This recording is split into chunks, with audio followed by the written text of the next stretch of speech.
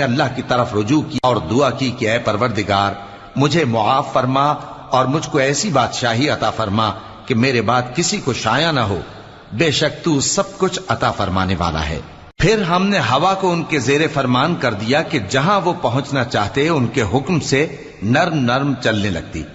اور جنوں کو بھی ان کے زیر فرمان کیا۔ یہ سب عمارتیں بنانے والے اور غوطہ مارنے والے تھے، اور کچھ دوسروں کو بھی جو زنجیروں میں جکڑے ہوئے تھے۔ ہم نے کہا یہ ہماری بخشش ہے، چاہو تو احسان کرو یا رکھ چھوڑو، تم سے کچھ حساب نہیں ہے، اور بے شک ان کے لیے ہمارے ہاں قرب اور عمدہ ٹھکانہ ہے۔ اور ہمارے بندے ایوب کو یاد کرو جب انہوں نے اپنے رب کو پکارا اور کہا کہ شیطان نے مجھ کو ایذا اور تکلیف دے رکھی ہے۔ ہم نے کہا کہ زمین پر لات مارو، دیکھو یہ چشمہ نکل آیا، نہانے کو ٹھنڈا پانی اور پینے کو بھی، اور ہم نے ان کو اہل و عیال اور ان کے ساتھ اتنے ہی